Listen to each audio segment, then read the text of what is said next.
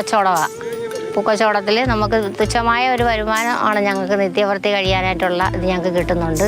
ചില ദിവസം കിട്ടും, ചില ദിവസം നമുക്ക് ചുമ്മാ ഇതാണെങ്കിൽ ഞങ്ങൾക്ക് ഇതിപ്പോൾ ഒരു ഉപജീവന മാർഗമായിട്ടാണ്.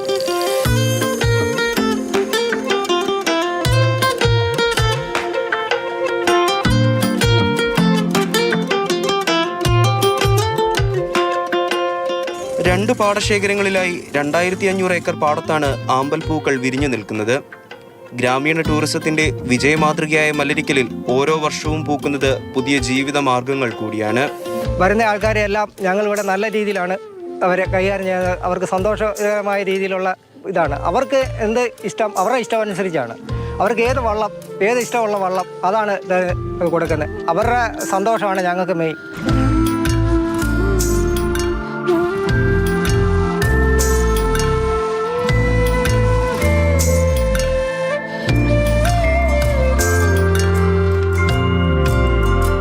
ഒരു 250-300 കുടുംബങ്ങൾ ഇതുകൊണ്ട് കഴിയുന്നുണ്ട്. പിന്നെ അതിന് സ്ത്രീകളുണ്ട്, അവർ ഇതിന് പറിച്ചു കൊണ്ടുവന്ന് പൂ കച്ചവടം ചെയ്യുന്നുണ്ട്. ഒരു കെട്ട് പൂവിന് 100 രൂപ.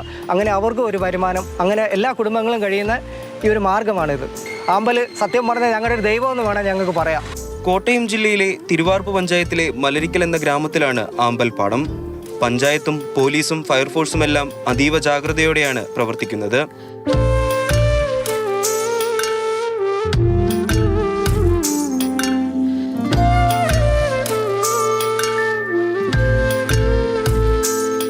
ധാരാളം ആളുകൾ നമ്മുടെ ഈ ആമ്പൽ പാടങ്ങൾ സന്ദർശിക്കാനും പൂക്കൾ കണ്ട് ആനന്ദിക്കുവാനൊക്കെ ഇവിടെ ദൈനംദിനം വന്ന് കടന്നു പോകുന്നുണ്ട്. ഒരു ദിവസം ഒരു 2000-3000 ആളിൽ ഇട ദിവസങ്ങളിൽ വന്നു പോകുന്നുണ്ട്. ഞായർ ശനി ദിവസങ്ങളിൽ 10,000-കണക്കിന് ആളുകളാണ് ഇവിടെ വന്നു പോകുന്നത്. ഏതാണ്ട് 250 അടുത്തോളം വള്ളക്കാരും ബോട്ടുകാരും ഒക്കെ ഇവിടെ ഉണ്ട്. ഈ സഞ്ചാരികളെ പൂക്കളുടെ ഇടയിലൂടെ വള്ളത്തിൽ കടത്തിക്കൊണ്ടുപോയി കാണിക്കുക എന്നുള്ള വലിയ ഉത്തരവാദിത്തമാണ് അവർ ഏറ്റെടുത്തിരിക്കുന്നത്. വളരെ തുച്ഛമായ റേറ്റിൽ അവർ പൂക്കൾ കൊണ്ട് കാണിക്കുകയും വളരെ മാന്യമായി സഞ്ചാരികളോട് ഇടപെടുകയും ചെയ്യുന്നുണ്ട്. ഗ്രാമീണ വിനോദസഞ്ചാര വികസന പദ്ധതിയിൽ ഉൾപ്പെടുത്തി 2018 മല്ലരിക്കലിൽ ആമ്പൽ ടൂറിസം ആരംഭിച്ചത്. മനം നിറയുന്ന കാഴ്ചകളിലേക്ക് സഞ്ചാരികളുടെ കുത്തൊഴുക്കാണ്.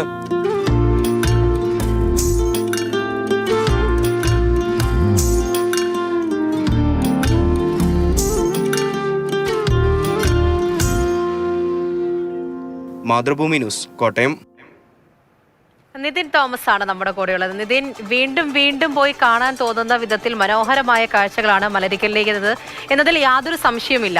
നമ്മൾ സോഷ്യൽ മീഡിയയിലൂടെ ആയാലും പലരും പോകുമ്പോഴുള്ള ഫോട്ടോസ് ആയാലും വീഡിയോസ് ആയാലും നേരിട്ട് കണ്ടുള്ളവരുടെ അനുഭവത്തിൽ നിന്ന് പോലുമൊക്കെ മല്ലരിക്കലിനെ കുറിച്ച് ഒരുപാട് കേൾക്കുകയൊക്കെ ചെയ്തിട്ടുണ്ട്. അതിനെക്കുറിച്ചെല്ലാം നമുക്കറിയാം. അതോടൊപ്പം തന്നെയാണ് അവിടെയുള്ള ആൾക്കാരുടെ ജീവിതവും കൂടി നമ്മൾ അറിഞ്ഞിരിക്കണം, അല്ലേ? കാർഷിക ഗ്രാമമാണ്. കൃഷിയില്ലാത്ത സമയത്ത് അവരുടെ പ്രധാന വരുമാന മാർഗം കൂടിയായി മാറുന്നുണ്ട്. മല്ലരിക്കലിലെ ആമ്പൽ വസന്തം ഒരു തവണയെങ്കിലും ജീവിതത്തിൽ ആമ്പൽ വസന്തം കാണാൻ പോകണമെന്ന് ആഗ്രഹിക്കാത്ത ഒരു മലയാളി പോലുമില്ല. കാരണം അവിടെ പോവുക, കോട്ടയം മല്ലരിക്കലിലെത്തുക, ആ ഒരു ആമ്പൽ വസന്തം മനം നിറയെ കാണുക എന്ന് പറയുന്നത് ഏതൊരു മലയാളിയെ സംബന്ധിച്ചും വളരെയേറെ ആഗ്രഹിക്കുന്ന ഒരു കാര്യമാണ്. പക്ഷേ ഇതിനു പിന്നിൽ നമ്മൾ അറിയാതെ പോകുന്ന ഒട്ടനവധി ആളുകളുടെ കഥയുണ്ട്. കാരണം കൊയ്ത്ത് കഴിഞ്ഞ പാടത്താണ് ആമ്പൽ പൂ വിരിഞ്ഞു നിൽക്കുന്നത്. 2500ഓളം ഏക്കർ വരുന്ന പാടശേഖരത്തിലാണ് ഈ ആമ്പൽ വസന്തം ഉണ്ടാകുന്നത്. പക്ഷേ ഈ സമയത്ത് മഴ സമയത്താണ് ഈ ആമ്പൽ വിരിയുന്നത്. പക്ഷേ ഈ സമയത്ത് ഇവിടുത്തെ കർഷകർക്ക് ഈ 2500ഓളം ഏക്കറിനെ ആശ്രയിച്ച് ജീവിക്കുന്ന കർഷകർക്ക് പക്ഷേ ഈ സമയത്ത് യാതൊരു വിധമായിട്ടുള്ള വരുമാന മാർഗവുമില്ല. അങ്ങനെ നിൽക്കുമ്പോഴാണ് ഈ ആമ്പൽ വസന്തം ഉണ്ടാകുന്നതും അതുപോലെ തന്നെ ഇതിനെ ആശ്രയിച്ച് ഈ കർഷകർ കഴിയുന്നതും.